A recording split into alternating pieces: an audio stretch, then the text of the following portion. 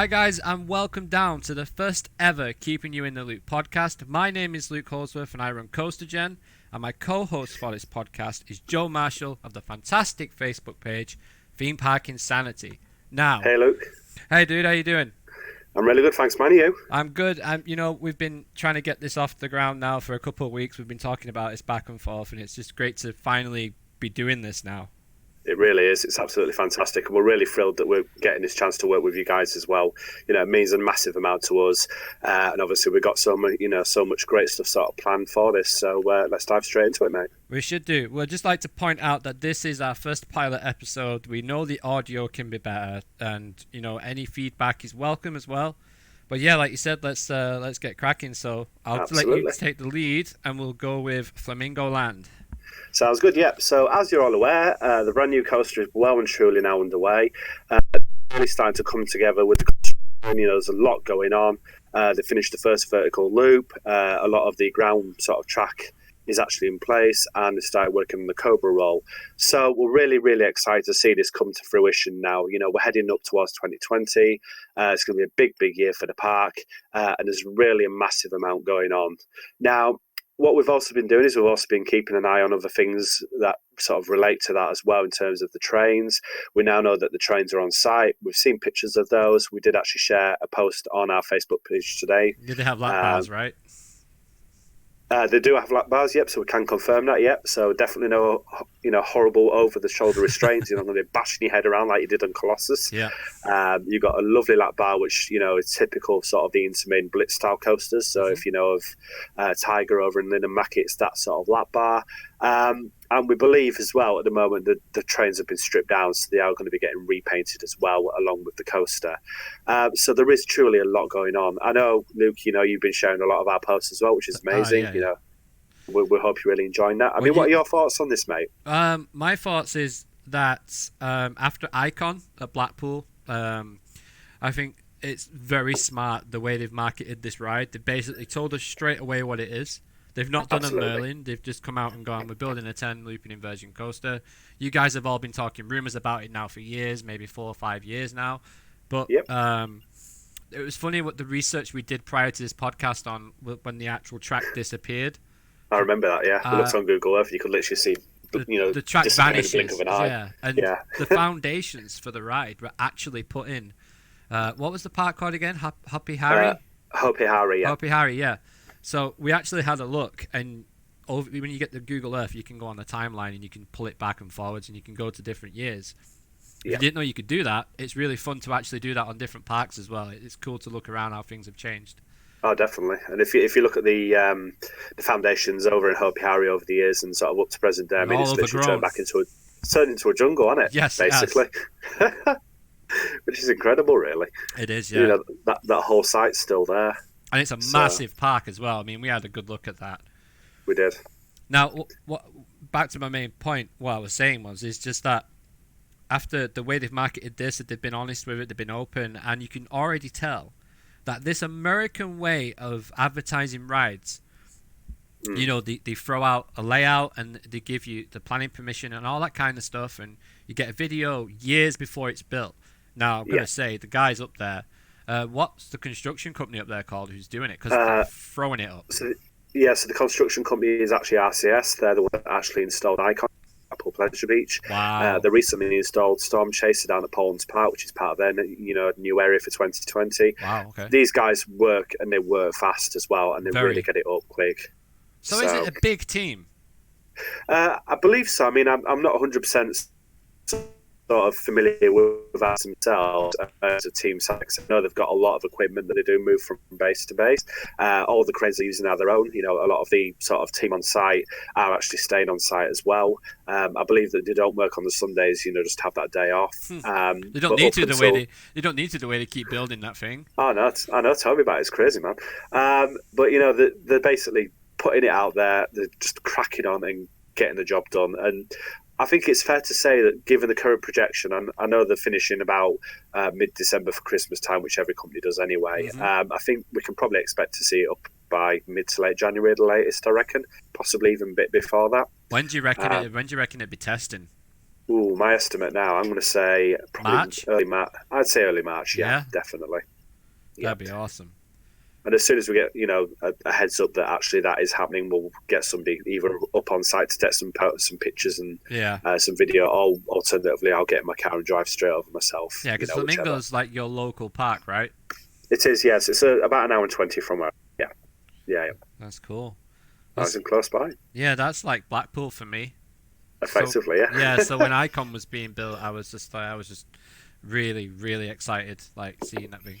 And I said I was joking around like a couple of years before, and when they drained the lake, Yeah. I know we're just going a bit off topic here, but when they drained the lake, I was like, it's gonna be a Mac. It's gotta be.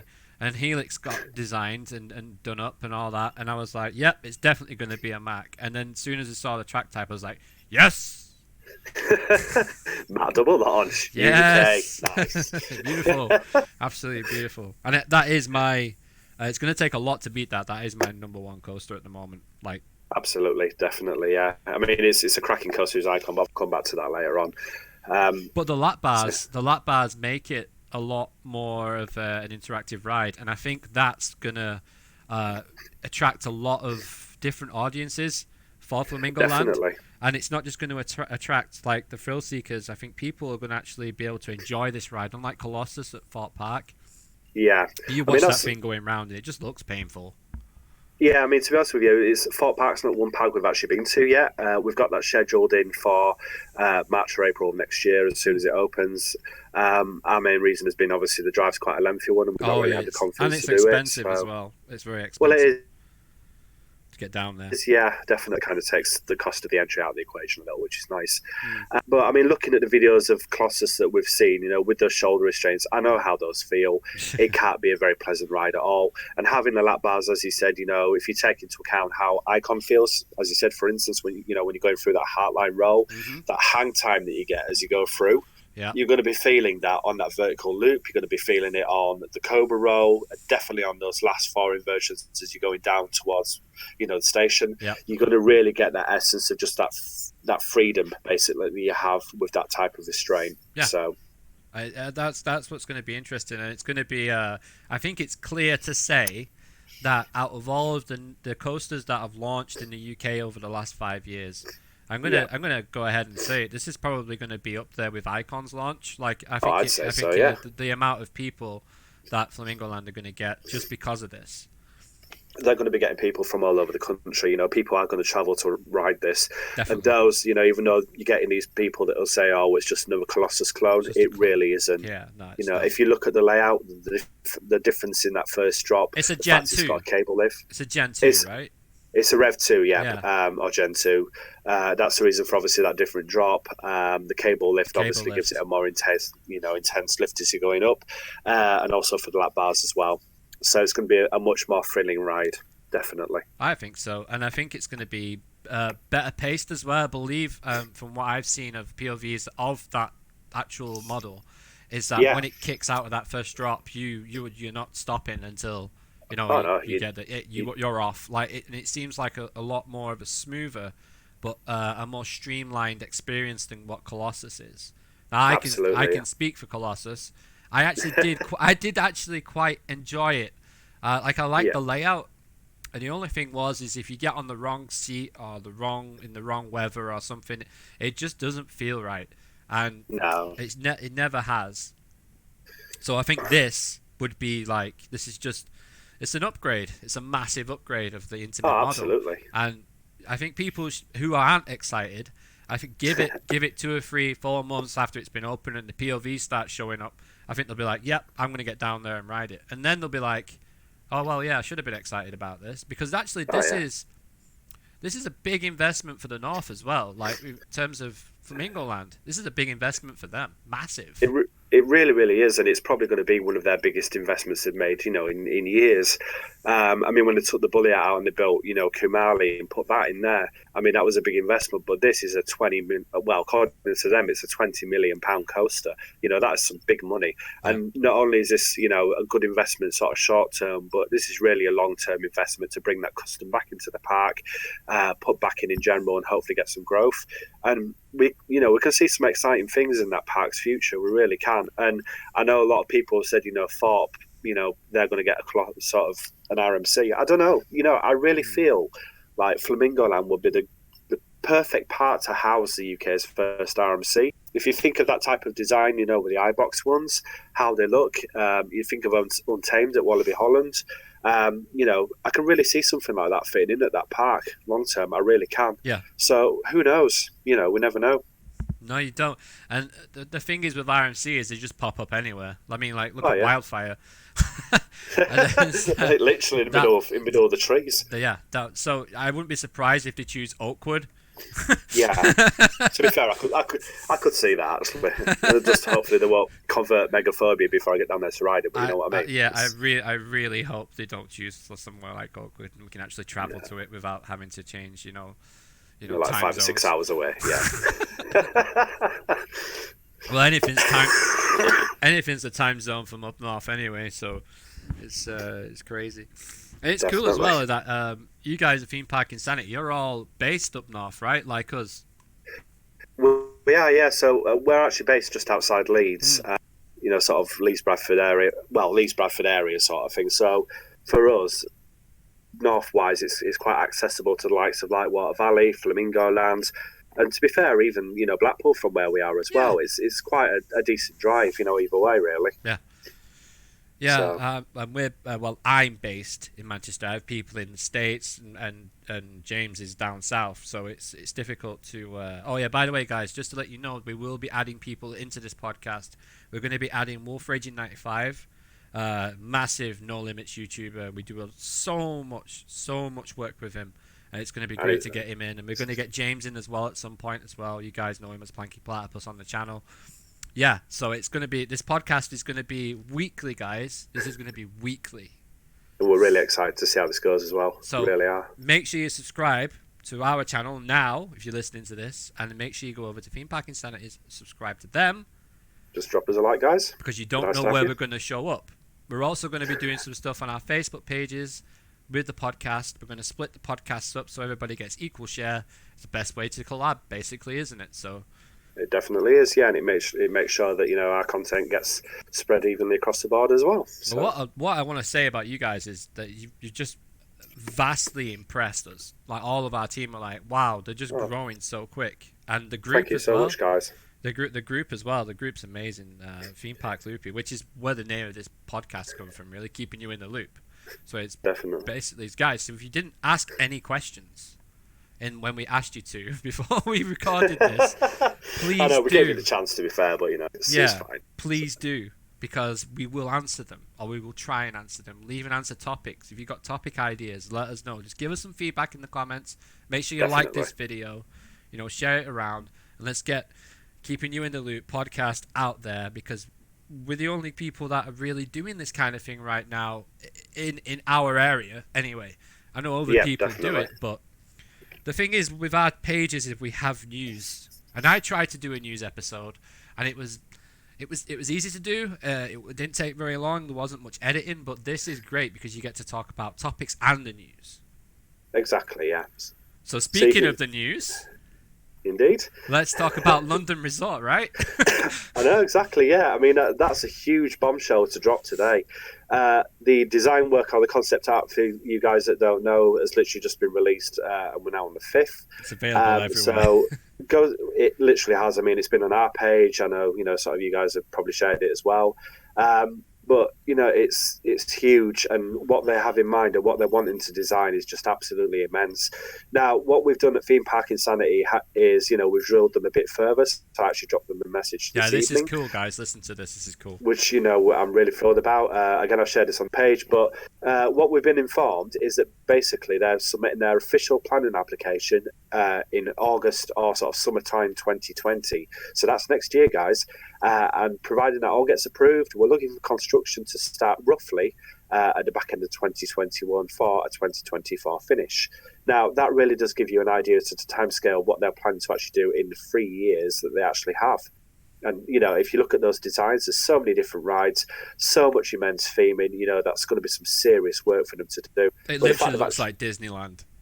It really does. I mean, it looks like Disney and Universal both combined, really. To have something like that in the UK, is something we've needed on these shores for a very long time. Yes. So we're super excited for that. We really are. I mean, what are your thoughts on it, mate? Well, what does competition do in an industry like this? It makes things interesting, right? Oh, it really does. And So Merlin it's have time- got a monopoly in the UK. Oh, There's, yeah. there's So no two ways about that. It's time for Merlin to step up now. They've got to be open. They can't do this. Oh, we're not going to tell you what we're going to do. We're going to give you 7 different trailers, and you've got to try and figure out what magnets the letters make this name, and No, exactly. what are they doing? Why is the room upside down? Sack that. Tell us what you're building, because Exactly. if you don't, they will. Yep. Cedar Point did it with Steve, and Yep. Blackpool couldn't have been more open with Icon if they tried, and look at the success that has had. I know, exactly. You think of the turnover in 2 years now it's been open? Yeah, gone are the years now of where you pretend that you're not building anything until you've built it. It's gone. In this day and age, you can either embrace social media or just don't be involved in it at all. So Exactly. It's up to agree. them. It's up to Merlin. You guys have got to step up now. You have to step up. That's if they're listening. I don't know if they are or not. But honestly, though, like I've seen such a drop off in the attention to detail with Merlin over the last 5 years at least. And Yeah, I've been definitely. doing CoasterGen for about 6 years now. But in the last 5 years, I've noticed, like, I mean, I've been an enthusiast myself, my whole Yeah. life, but it's only in the last sort of couple of years that I really started to sit up and take notice of this thing, and obviously then that's kind of inspired me to sort of create Theme Park Insanity.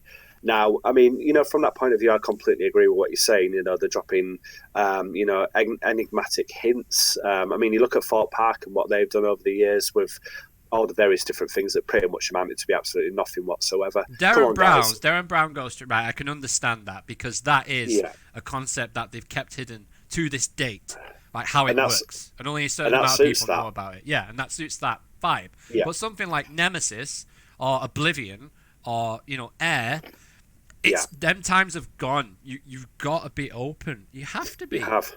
How do you build the Definitely. hype? How do you build the hype if you don't know what's I coming? know exactly. And you got to say, look, guys, this is exactly what we're building. This is exactly when you can expect it, and this is what's going to happen. That gets the hype up, it gets the excitement there, it gets people spurred on, ready for this, this brand new ride to open, rather than going, well, like you said, oh, well, what's this mean? What's that mean? Yeah.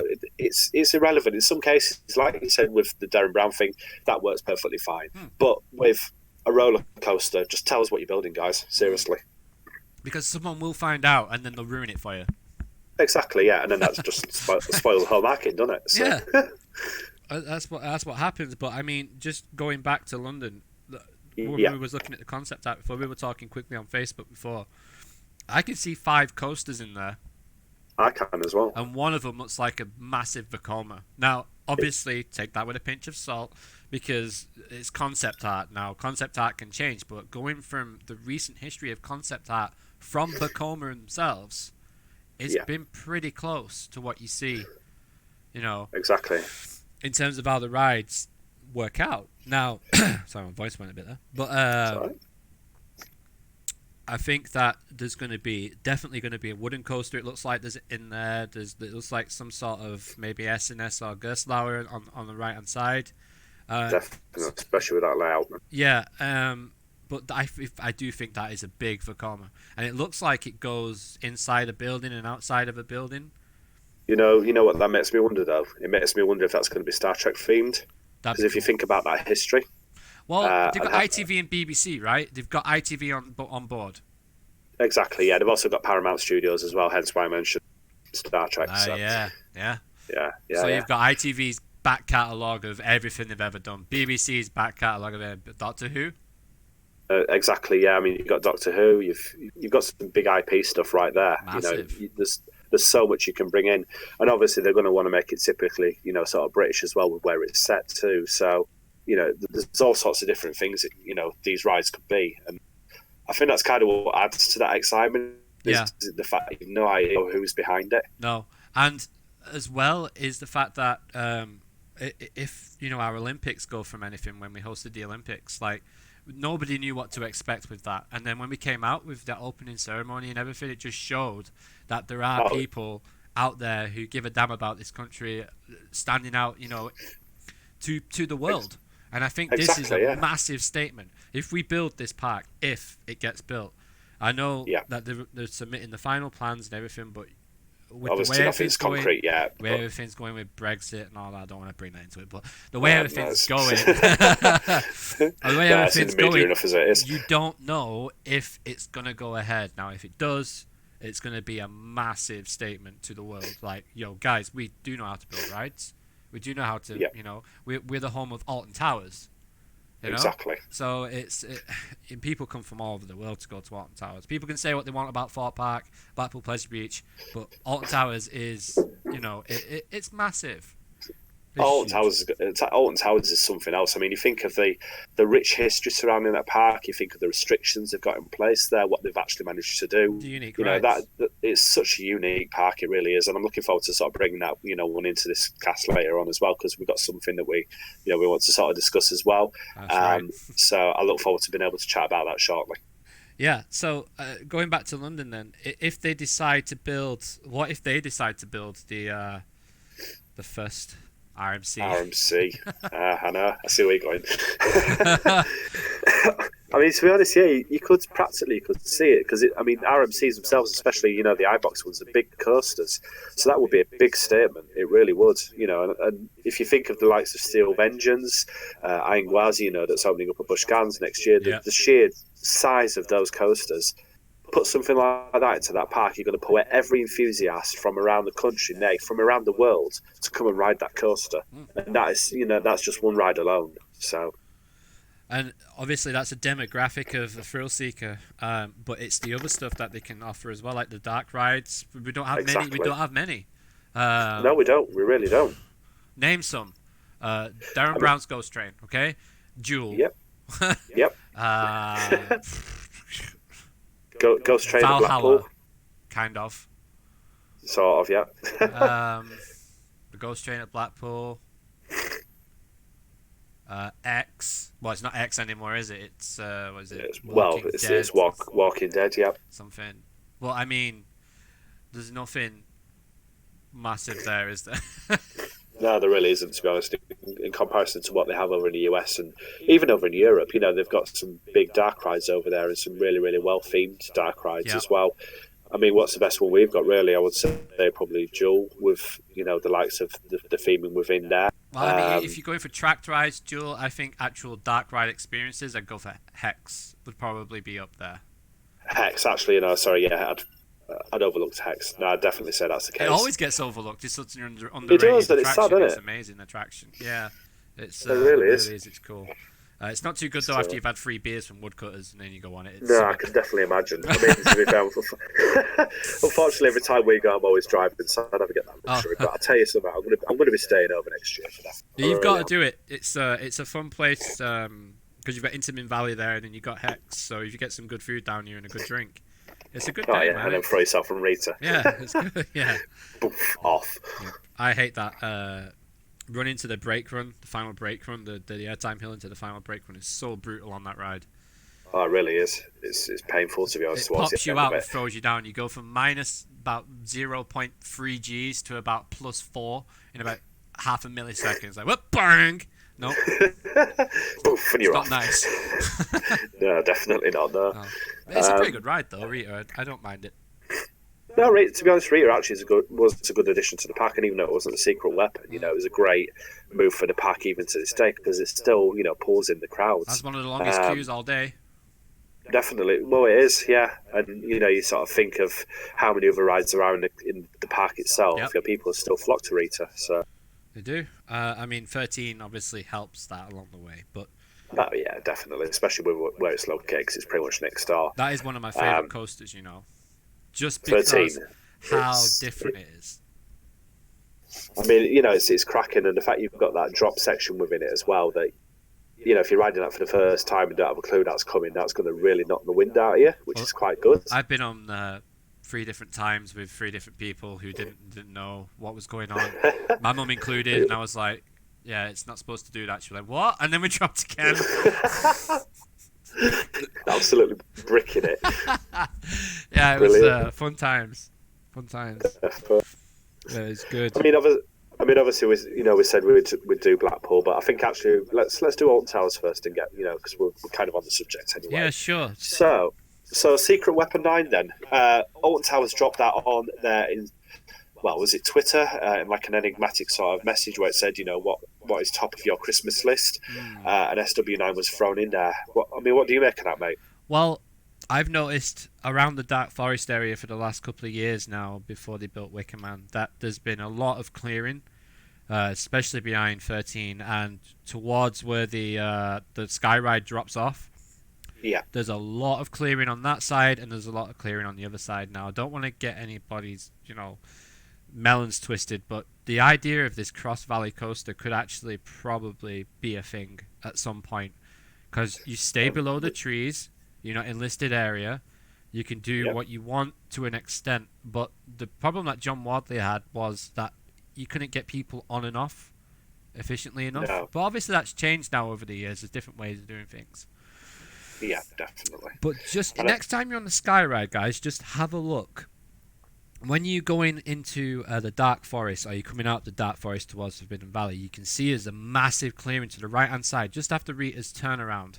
After the launch, you can see there is a massive clearing. You could easily put a Vekoma in there, or like a Mack coaster, something along them lines. Nothing massive. Like it'd have to be a launch coaster or some kind of propulsion system on it to make it work. Definitely. But the area there is very twisty as well. There's a lot of twists and turns in the trees and stuff, but also there's a load of X's and a lot of trees still around the log flume area. Now I don't know if they're there for Wicker Man initially, and then they decided they didn't need to get rid of them. Maybe, I don't know. I'd never noticed that actually. To be fair. Yeah. So have you seen the trench? The trench is from the old log flume, right? Yeah. You've seen where they are. Did you walk behind the Wicker Man when they were constructing it? When they had that fresh path out? I didn't actually know. So I wasn't there, unfortunately. There was about, I would say, there's at least 40 trees with X's on them towards Gloomy Wood in that area. Yeah. So that's a decent sized area then, isn't it? So massive. What could they do around there then, perhaps?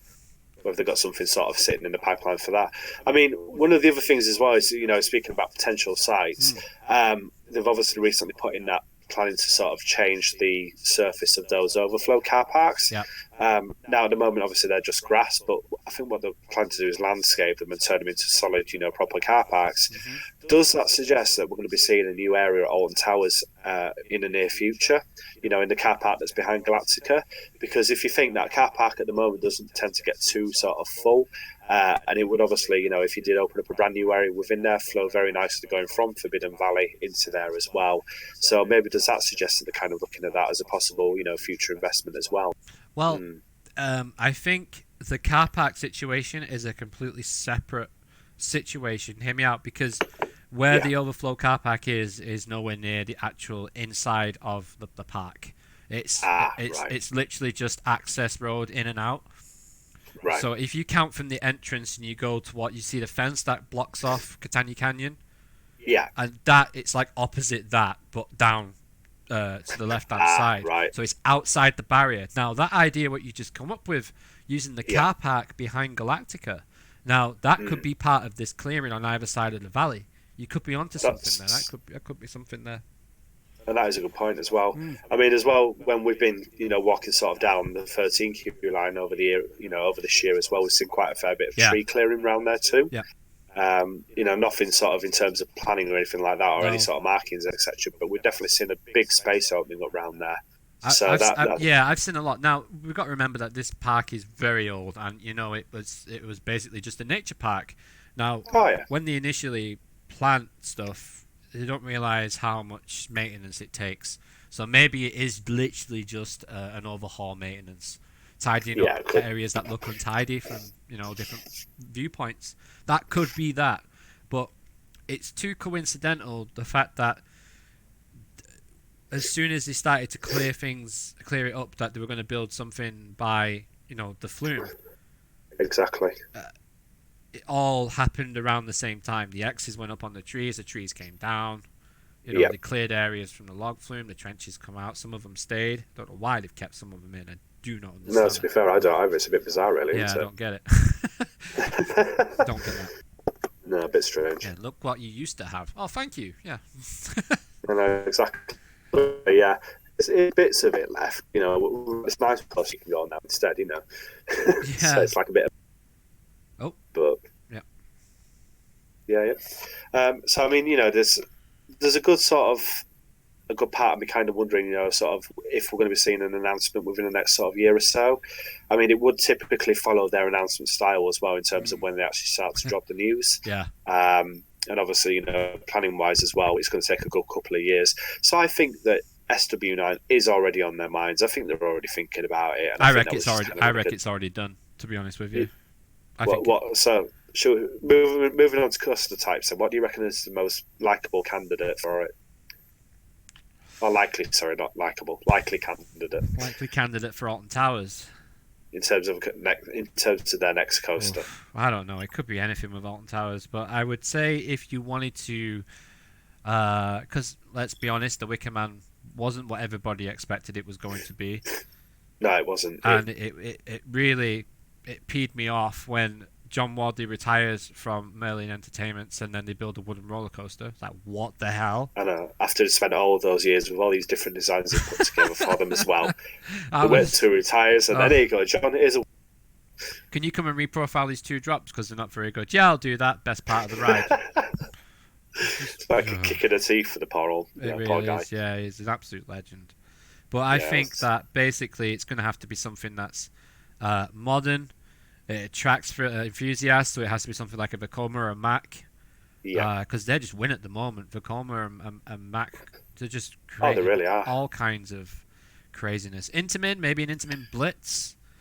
You see, that did cross my mind as well, especially with the fact that, I hate to say it because I know how popular the ride is, but maybe if they took Rita out, with the extra space that they've got, potentially put a Blitz coaster there instead and have that as their next secret weapon.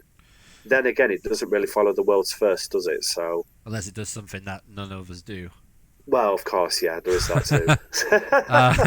So it's kind of trying to sort of figure out what it could do, really. I think they're, with Wicker Man anyway, I think that they're moving away from the actual coaster itself being the world's first. It's more like the theme is the world's first now. Exactly, so it was like the fire element rather than and the wood, actual... right? So, yeah. I don't know. So it's basically it's moving away from that sort of the coaster is the first one in the world to do this. It's a case of, well, the element is that, as you said, with the fire and wood, that's now a first rather than the actual ride itself. Yes, and that's rare for Alton Towers to do that. Very rare. On a secret weapon as well. Yeah.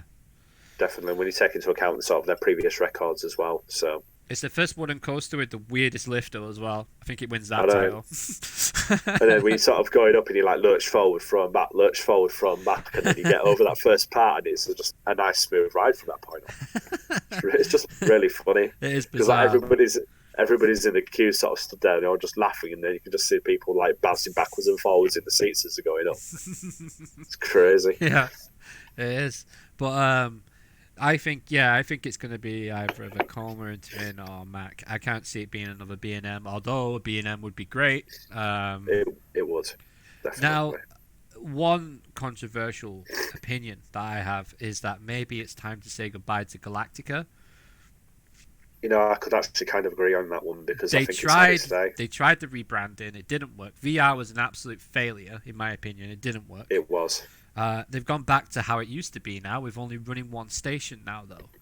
That was the end of last year anyway. Well, actually, it wasn't the end of last year. That was around May time last year. They were only running one station. It was busy as well. We had an hour and 25-minute queue, I think it was. So you think you'd be running 2 stations. That's what it's designed to do. But I think in every time we've been this year so far, they have been running 2 stations. Right. Okay. So it must have been. But that's from our experience. Yeah. So, yeah. But the amount of maintenance that ride costs. I mean, every failsafe on that ride has an extra failsafe, and then that has a failsafe. So the reason why it's down so much, and I've noticed as well over the last couple of years with Merlin attractions, there seems to be power problems a lot. Yeah, like, it does. Change your energy supplier. Exactly, yeah. If my house just stops running power for like 5 times a year, I'd be like, yeah, there's something not quite right here. Yeah, but it's like, but yeah, let's just keep the same supplier. Yeah, Anyway, let's keep it. because, It's cheaper. It's hey, 5p cheaper. It's fine. exactly, cutting costs and all that. Go Compare. You see mailing going on Go Compare, checking out power energy companies. You know what to do when you see Mr. Go Comparisons. Compare walking through Forbidden Valley, what he's singing to himself. You know exactly what's going on then. Yeah, the Go Compare Intamin Blitz ride is coming to 2024. Free mustache for every rider.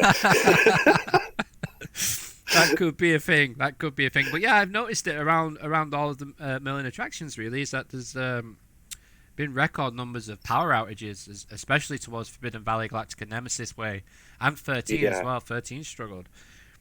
Yeah, I don't know if this is part of a bigger project, a bigger picture. They're trying to modernise the park, and some things have gone wrong, some things have gone right. Like the Sky Ride seems to be down a lot as well. Yeah, it does, to be fair. It's just that area in general always seems to have problems. I wonder if it's just part of the actual park itself. Maybe it's the way everything's situated. It's not fantastic. Yeah, it's kind of out of the sticks, unfortunately.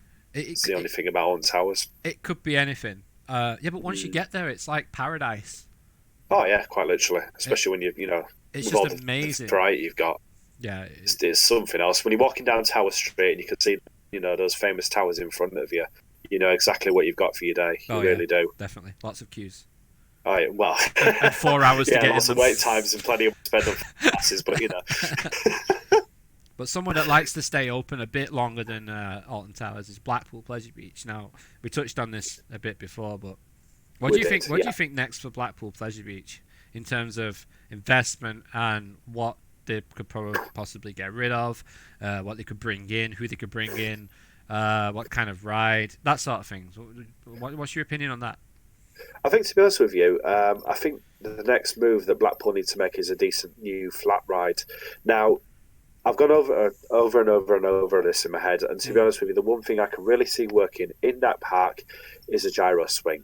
Now, I know you're sort of limited for space with the current sort of setup that it has. However, if you take into account how much space it would have for that if they took out Ice Blast, I know that's been there since day one for quite a fair while. Yep. Well, certainly from the mid-90s. But take that out, you've got a massive area there where you could stick in a really decent-sized gyro swing, do what, sort of Liseberg have done, theme it to Vikings. You've got an absolute winner there, and it'll fit in with Valhalla as well. So I think so. That'd be cool. I think, potentially that's one avenue you can look at. Another one is obviously a brand new coaster. Now, Amanda Thompson recently tweeted something on Twitter about something coming on New Year's Eve 2020, which isn't this year. No. It's next year. For their 125th year. They've got something special lined up. New T-shirts. New mugs. Yes. But it kind of makes you wonder sort of what they're thinking as well. And I think, with the success of Icon and how well that's done. Oh yeah. Could we see another Mac coaster coming to the park? Maybe a Mac Big Dipper. And that's quite a popular opinion. Ooh, that could be a good shout. Take out Infusion and put one of them in. Oh hell yeah, definitely. Just drain the whole thing, remove that, and stick that in instead, and you got an absolute winner there. Yeah, definitely. That would be so cool. Definitely. Gravity Lost, right? That's the one at Wallaby, yeah? That's the one at Wallaby, that's correct. Yeah. That looks insane. There is currently, I think, another one that's under construction somewhere else, but I'm not 100% where that actually is. There is, you're right, yeah, there is. Yeah, so I mean, those are my sort of two thoughts on that. I mean, what about yourself? Well, I like your second idea there, the Mac Big Dipper idea. That's a great idea. I've not actually even crossed my mind that, but I would like to see. And I know very controversial, but Blackpool needs to be the home of the first RMC because the reasons why is it has the most wooden coasters in the UK. It has the most iconic wooden coasters in the UK that are really old now and they're not very nice to ride, i.e. Grand National. I would love to see that thing get RMC'd. Still a racing coaster, so you still get that element, but just come on. Just imagine how much better the back of Blackpool would look with an RMC just there. In general. You sort of think the fact they've got no height restriction either, so they can really take that up. They can do they can do what they want. They can make it another 200 foot higher if they wanted to. Exactly, yeah. Like a racing steel vengeance, that'd be amazing. Yeah. Now people need to get this out of their head. They're not going to get rid of the big one. No, they're not. If they get rid of the big one in the next 5 years, I'll hold my hands up. But I don't think they're going to. If you look at anything in Blackpool, if you go outside of Blackpool Pleasure Beach, what is the first thing you see on souvenirs? It's the big one by far. Blackpool Pleasure Beach, right? Yeah. And even before that, it was the Big Dipper in front of all of the souvenirs, and then they put the big one there. They're not gonna change what Blackpool looks like. The whole promenade of Blackpool is dominated by the tower and the big one. It certainly is. So they're not going to get rid of the big one. If they get rid of the big one, like I said, I'll hold my hands up. And in 5 years' time, we're still doing this podcast. I'll be like, right, okay, guys, I'm sorry. I'll do a punishment video. I'll do something, whatever. But they're not going to do it. It's just too much of an iconic landmark. It really is. It really is. I know Grand National is an old ride, and I know it's looked after, I know it's loved, but come on, guys, you've got to be honest with you. When was the last time, look into your heart, when was the last time you really enjoyed a smooth ride experience on Grand National? I could probably say 7 years ago. I reckon. I think I can honestly say I've never had a smooth ride on that thing. No, at all. And I mean, I've come back off with backache every time. Yeah, I mean that's part of the fun. Don't get me wrong, no, but yeah, RMCs aren't, from what I've heard anyway, they're not that comfortable, really. No. It's just different. It's a different experience. And I think they need that. And if they build an RMC and they've got, then they build a Mack Big Dipper and they've got Icon there, oh my God. You've got, I mean, they've won awards. Since they built Icon, they've won awards. If you can put those things, how many other awards they'd win, and how many new customers they get going to that park, and the potential that it would bring them. The best thing they did at that park was close the entranceway to everybody. Definitely, yeah. That's another controversial opinion. I mean, I know I was speaking to my auntie and my uncle. They were like, "What, £5 to walk round?" I was like, "Yeah, but you've got to think about it. It's not like a fairground anymore. They've got proper multi-million-pound attractions in there now. Wallace and Gromit is probably one of. Oh, that's a dark ride. Exactly. We've had the dark rides, but that is an amazing family attraction, and I love that ride. I'll hold my hands up. I love the theme. Agree. It makes me laugh every time, and when the Were Rabbit comes out at the end, it always gets me. It's great. It's really good. It's great. But I think RMC Blackpool 2022. I reckon that's. I'm being brave. I'm going to put that out there.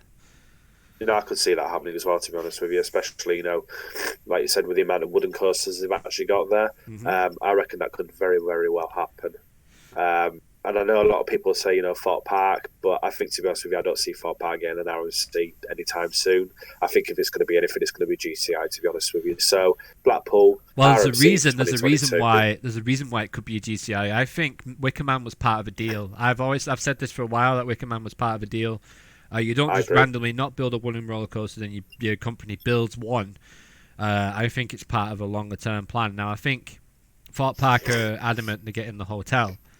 Now, once that's completed, I reckon a GCI will pop up behind the Swan. Personally, that's what I think is going to happen. I think you could be well right. And if you think as well, the fact now that they've also just, excuse me, they've actually just released their first ever steel prototype track as well, IAPA. Yeah. Now you think of the different avenues that kind of opens up for that particular. Oh, that's true. Everyone was giving them grief about that. Yeah. I know. GCI is the next RMC. Oh, everybody's doing it now. Hey, guys, come on! You've got to embrace this. This is change. This is technology catching up with the times now, and you sell 5 to 10 art coasters a year. People are going to copy off you. It's competition. People need competition, and this is what we were talking about with London. It's going to make people step up. It's going to make Blackpool Pleasure Beach build a massive ride. It's going to make Flamingo Land probably buy another ride after it, because they need to keep ahead of the game. And definitely. And that's the only thing that helps, our industry is competition. And it used to be like that, but it's not. People have got complacent with where they are. They're happy at charging £300 for a million annual pass every year, and people are going to pay it. So, but Blackpool, £100 for a year pass. I know, it's an absolute laugh. £80 on sale. It's and you're getting 6 times the amount of rides they have. It's an absolute no-brainer. It really is. And if you live I live probably an hour and 40 from Towers and an hour from Blackpool. Yeah, On a bad day. for me, from Towers, for me, it's probably about 2.5 hours, I think, there and 2.5 back. Yeah. I mean, it's well worth the drive, don't get me wrong, but, to have something of that calibre sort of closer to home as well, with the fact that, for us, Blackpool's only an hour and maybe 30 away, I'd say, maybe a little bit longer possibly. It's still very, very close. So, £80 for a pass for Blackpool, when it's on sale is an absolute no-brainer. It really is ridiculous. And ever since they put that charge on the entrance fee, I know I talked about it before, but the park is improved. It feels like a theme park now. It used to feel like Blackpool. It used to feel like the rest of Blackpool. You look around the corner, there'd be a crummy B&B just round the corner there. Now it's like you turn around the corner, there's a nice restaurant and a lovely Mack roller coaster right in front of you. It's beautiful. It really is. Yeah, it's amazing. I love Blackpool. I love Alton Towers. I like Fort Park. I just don't see anything over the last 5 years for me to go down there and try out. I just really don't. I don't see the point. It's too far. No. It's too expensive. Definitely. And I mean, as I said, we've not been down to Fort Park as of yet, so we'll be doing it for the first time next year. The Swarm is brilliant. The Swarm is a fantastic ride. I can guarantee you, man, that's going to be the first one we're going to go to. The Swarm, and then probably Stealth from there, because those are the two big ones that I want to get on the most. Yeah, the Swarm and Stealth, that's probably one of the only reasons I go. Oh, and maybe Saw, but I could just go on the world's most inverted infinity coaster, Alton Towers, which is literally an hour and a half away. So why would I go and ride the Gerstlauer Eurofighter? Why would I do it? Oh, no, exactly. There's just no need, is there? No, basically. So that could be a point. The IP of Saw came up. The contract came up a while ago. Now, I don't know if they re-signed. I think they might have re-signed for the franchise. But that's possibly a ride that could disappear at some point. It is, and to be honest, it's one of those that sadly it sounds like it has got rougher. It's a big ride area, that massive. And you think of the potential room, as you said, for expansion in that area as well. Take that out. So who knows? Could we be seeing another coaster in that area sometime? In the near future. Possibly. I mean, if you take into consideration that Loggers Leap, closed down as well. Bit of a sad loss really for the park, because I mean, there's not really any parks left in the UK that have a proper log flume now. I mean, I know you've got Rugrats to ride over at Blackpool, but I mean, it's a family. It's a one drop special. Yeah. So I mean, that is one thing that I think a lot of UK parks are kind of lacking now, is a decent sort of water ride lineup. And even though they're not that brilliant, through sort of winter time, summertime, it's exactly what you need. I mean, obviously you've got Blackpool, you've got Valhalla there. Now, speaking of Valhalla, I know you've just I don't want to come in on you there, but it's all good. I've heard some rumours about that place. So have I. Is it standing but not operating next year? Is that what's happening, or is it? Have you heard anything? Do you know the reason why Loggers Leap shut down? Was it just because of the maintenance and it was just too expensive? I don't. Why aren't they transparent with these things? I know that they never really give a reason, do they? I mean, they never sort of did that. I mean, did they even do that at Alton Towers? Obviously, I assume it was obviously down to the they basically said we're building where the flume is. Like at Olympia, you're getting a figure of 8 roller coaster again. Okay, cool. Yeah, that's what they said. That's what they said, and we didn't know about the fire until a year after it had been announced. No. And it's, I don't even think they ever gave a reason for Loggers Leap, to be honest. I mean, it stayed SB&O for about 3 years. Or was it 2 years, or whichever? And then obviously now, it's not officially been announced and shut, but I don't think it's coming back anytime soon. No, I don't. I literally think it is a health and safety issue with the state of the ride. Now, I know that there is someone on Twitter who always posts about Valhalla breaking down, and they're always on it or something.